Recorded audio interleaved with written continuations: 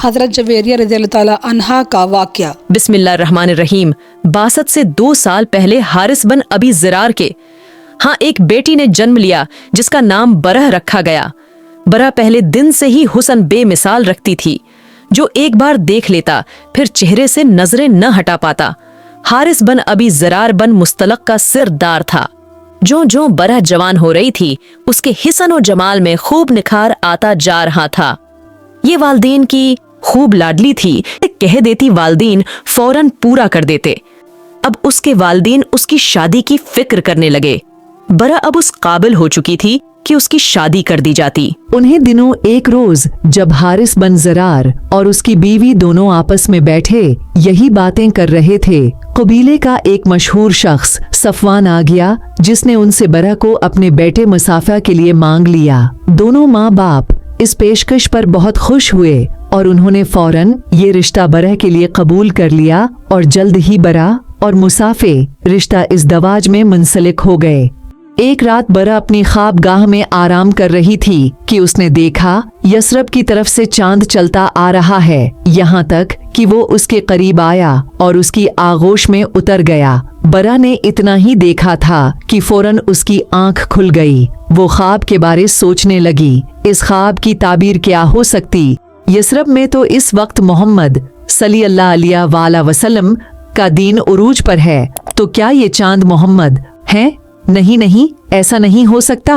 میرا شوہر، میرے والدین اور میر قبیلہ تو محمد صلی اعلام کا بہت بڑا دشمن ہے، یہ کیسے ممکن ہے؟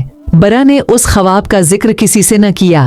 انہی دنوں برہ کے والد حارث بن زرار نے مدینہ پر یلغار کی نیت سے تیاریاں شروع کر دیں۔ وہ اور اس کا قبیلہ مسلمانوں کی بڑھتی ہوئی طاقت کو کسی صورت قبول نہیں کر سکتے تھے۔ پس جیسے ہی انہوں نے جنگ کی تیاریاں شروع کیں، اس کی خبر پیغمبر آخر الزماں حضرت محمد مصطفی صلی اللہ علیہ وسلم تک بھی پہنچ گئی۔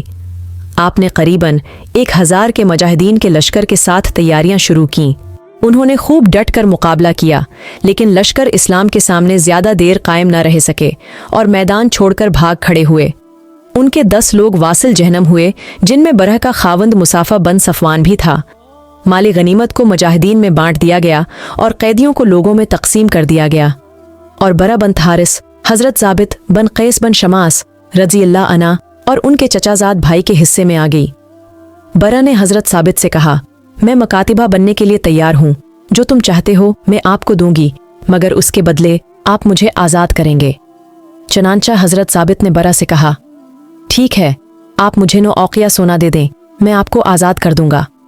اب یہ معاملہ تو طے ہوا، مگر برہ کے پاس دینے کے لیے اتنا سونا نہیں تھا۔ برہ نے سوچا، میرے پاس تو اتنا سونا نہیں ہے، کیوں نہ میں ان کے نبی کے پاس اپنی عرض لے کر جاؤں۔ پس برہ نے یہ سوچا اور نبی اکرم صلی اللہ کے در اقدس پر جا کر دروازہ کھٹکھٹایا۔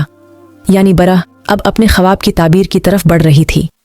ام المومنین حضرت عائشہ صدیقہ رضی اللہ عنہا فرماتی ہیں، وہ نہایت حسین و جمیل دوشیزہ تھیں۔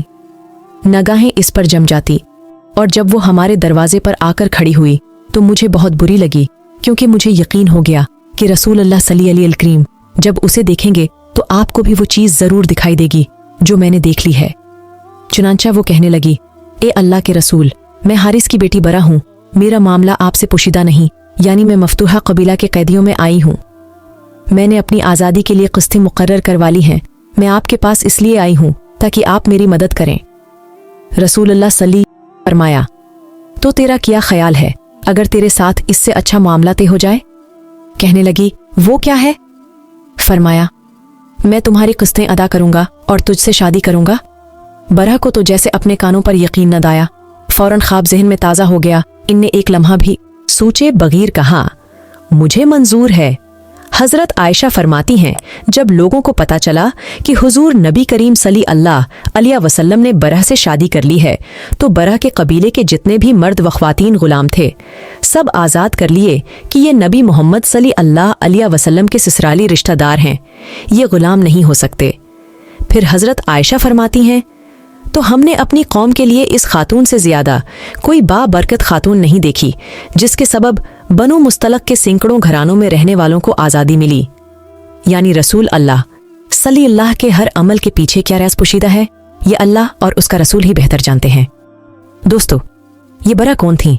आज इस बरा को ज़माना उम्मुल मोमिनीन हज़रत जवेरिया बंत हारिस रदी अल्लाह अन्हा के नाम से जानता है।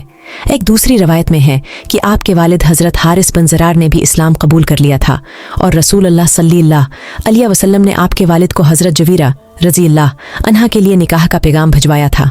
बरा का मतलब नेकी व एहसान है, लेकिन इस लफ्ज़ के इस्तेमाल से मनफी मानी भी निकलते हैं। इसी बिना पर बरा का नाम बदलकर जवेरिया रज़ी अल्लाह अन्हा रख दिया था। इसके बाद हज़रत उम्मुल मोमिनीन जवेरिया रज़ी अल्लाह अन्हा के तमाम बहन भाई भी दौलत इस्लाम से माला माल हो गए थे। सीधा आयशा फरमाती हैं, हज़रत जवेरा रज़ी अल्लाह अन्हा बड़ी शीरें, मौज़ों, अंदाम, सबह और साहब मिली हसन व जमाल औरत थी जो कोई देखता फरीफ्ता हो जाता था। ज़ाहरी हसन व जमाल के अलावा आप बातनी हसन से भी माला माल थीं। बड़ी ज़ाहदा, मुतकी, रास्तबाज, अबादत गजार, कनात पसंद, मुजस्मा सब्र और रिज़ा और ज़िक्र व तलावत में यकता थीं। और ये सब खूबियाँ आपको रसूलुल्लाह अलीम की बदौलत और ताल्लुक़ से मैसर आई थीं। दुआ है कि उन पर अल्लाह बेहिसाब रहमत नाजिल फरमाए और उनके सिदक़े हमारी भी मग़फ़िरत फरमा ले। अमीन सुम अमीन।